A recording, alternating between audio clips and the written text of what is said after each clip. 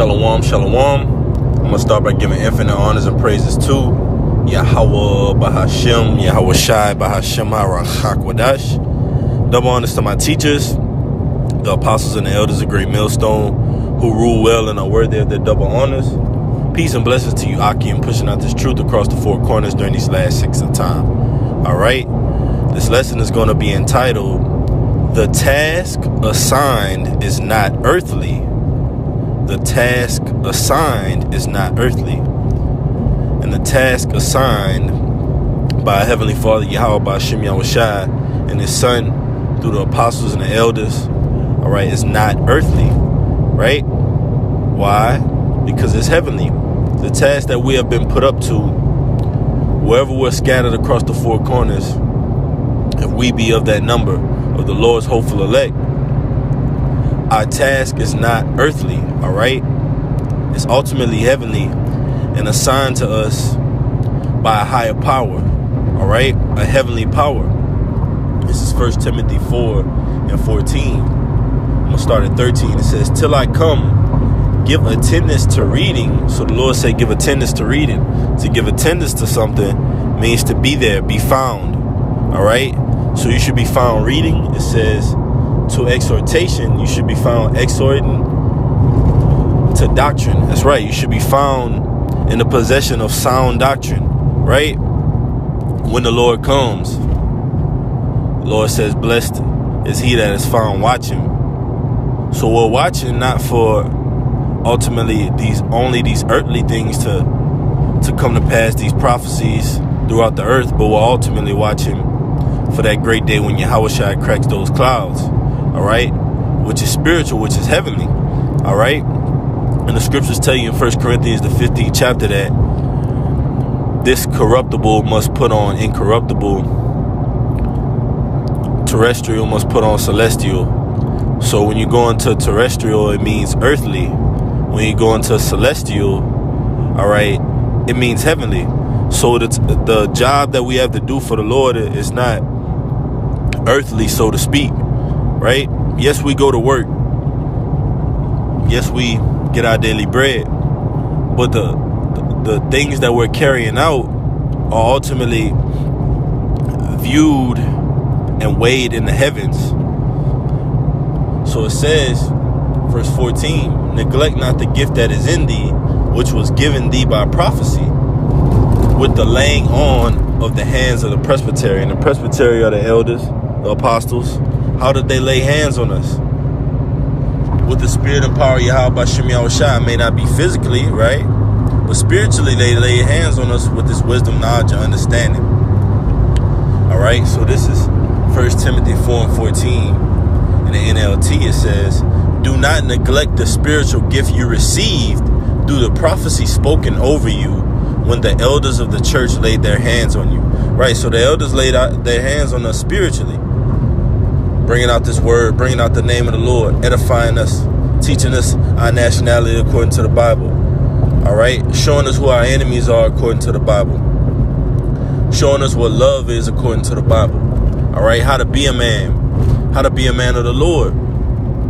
All right? How to suffer. How to be patient. How to be long-suffering. How to endure. All those things was laid out to us by the elders and apostles through the spirit and power of Yahweh Bahashem, Yahweh Shai, whom the world ignorantly calls God and Jesus Christ. Right? So we got physical representations on the planet Earth. All right? Who the Lord set up as ultimately taskmasters for our souls that watch over our souls. And that's the apostles. All right? So the Lord is saying, don't neglect that gift that is in you, because your task is not earthly. Your task is heavenly. On earth as it is in heaven. So there's trial that has been had in the heavens, and there's a verdict that has been found, and that verdict has been guilty for a certain party and not guilty for another party, which is the hopeful elect. All right, and the world will be counting with blame, man. Lord willing, that's not us. So the task might seem like you just going to work, or you just going out on the highway, you just putting up a video, you just posting a spiritual message. But ultimately, our task is not earthly. Everything that we're doing for the Lord by his name and his son's name, all right, we're doing it for the heavens, all right? And it's going to trickle down here on earth, all right? Our prayers go up, and guess what? Blessings come down, right? Decisions are made. Actions are weighed, right, in the balance. So our task is not earthly. It's far from earthly.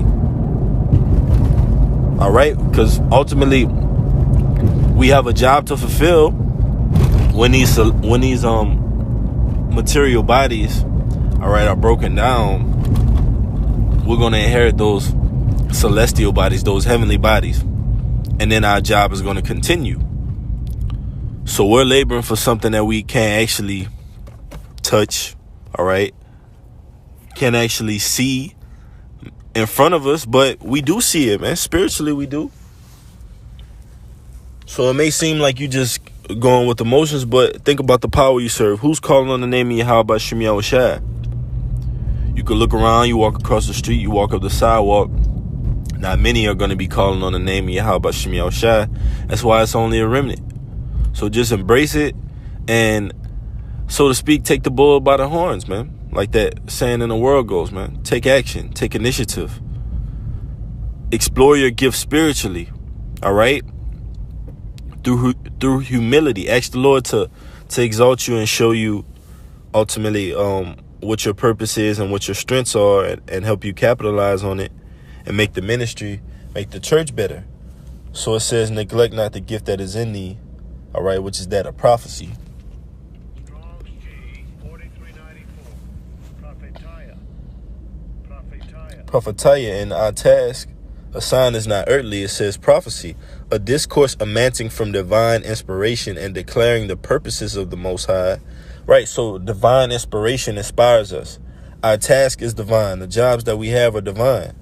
All right, this is not just a regular Wednesday that we're going into, right? This is another day that the Lord has made for us to ultimately call upon his name, all right, and do his will, do his works. Do a heavenly task for the Lord, man. You should be setting yourself out to do heavenly tasks for the Lord and accomplish things in his name. Set a task. There's nothing wrong with writing something down spiritually that you want to accomplish, maybe a breakdown, maybe some understanding, maybe some word etymology, maybe some history, maybe some reading, all right, and then set out to achieve those goals. All right, or that goal, okay? And then once it's accomplished, you might not be able to say, okay, well, I got rewarded for this. Or, you know, I see my reward. It's actually in my bank account. No, man, the Lord is going to reward you spiritually. And that's what you should be looking forward to, being rewarded by the unseen, because that's what we worship. Thank you. And that's what we worship. So ultimately, our task assigned by Yahweh B'Shem Yahushua is not earthly. It's far from material. All right, it's spiritual. So it says, and this is heavy too because it goes into the next precept I want to get. It says, whether by reproving and admonishing the wicked, or comforting the afflicted, or revealing things hidden, especially by foretelling future events. And that's what, all right. Surely the Lord doeth nothing but he revealed his secrets to his servants, the prophets. So we're out here on the highways and byways across the four corners of the earth, wherever we're scattered, delivering to you the divine oracles of Yahweh B'Shem Yahushua, foretelling what's to come, what's the judgment for the wicked, what's the judgment for the righteous, what will come of America, all right? What's going to happen here on these American shores, Jacob's trouble, martial law. That third war, the third world's war, ultimately the deliverance of the house of Israel, the elect, man. All right. So it says used in the New Testament of the utterance of the Old Testament prophets, right? So you see the word prophecy used in the New Testament, but it's the utterance of Old Testament prophets, right? Because Yahushua cometh in the volume of the book, right? The Old and the New Testament is validate each other. So it says of the prediction of events relating to Yahushua's kingdom and its speedy triumph, together with the consolations and admonitions pertaining to it, the spirit of prophecy, the divine mind, to which the prophetic faculty is due. So we have a divine mind, right? The Lord has given us a spiritual, heavenly mind. So the task that we have, it's not earthly at all, man. All right, I'm going to just keep harping on that because we're not regular men. We're not merely just mortal men, all right? We're in these chains of darkness. We're angels in the flesh. We're sons of God, Lord willing, will that number. So we can't just see that the things that we do regular. And that's two-sided, because you can't think that you're just nobody out here to the Lord, but also ultimately you can't just think that you're just somebody, just your crap don't stink, man. You know? You got to be humble. So it says, of the endowment and speech of Christian teachers called prophets, right? Which are the Lord's elect of the house of Israel, because in order to be a Christian, a follower of Yahushua, you have to be an Israelite. So it says the gifts and the utterance of these prophets, especially of the predictions of the works of which set apart to teach the gospel, will accomplish the kingdom of Yahushua. Right, man. The Lord said, like it said in that verse, his speedy triumph, right? Of the kingdom of heaven. And that's what we're going to get. We're going to get a speedy victory, man, over this place. The Lord said he's going to make a speedy riddance. All right. This is Revelation 19:10. It says, and I fell at his feet to worship him. And he said unto me, see thou do it not. I am thy fellow servant and of thy brethren that have the testimony of Yahushua. Worship the Most High, for the testimony of Yahushua is the spirit of prophecy. So the Lord said, don't neglect that gift that's in you, which is prophecy, because that's Yahushua's testimony. So if you neglect prophecy, then you don't have a testimony. You're going to be found naked. You're going to be found wanting. All right? You're going to be found guilty. So this is the word testimony. It says a formal written or spoken statement, especially given in a court of law. And we know that's not talking about an earthly court of law. It's talking about heaven. Heavenly, man. It says evidence or proof provided by the existence or appearance of something. Man. So our testimony that we have, all right, which is evidence or proof, is going to be provided by the existence or appearance of something. And what's that appearance or existence? Yahushua cracking those clouds. All right. Everything that we actually testified of coming to pass. Us being found valid and faithful. All right. So we ultimately know that we're going to have that written, that spoken statement. And we're preparing that testimony ultimately as that witness of Yahweh Bashem Yahushua, man.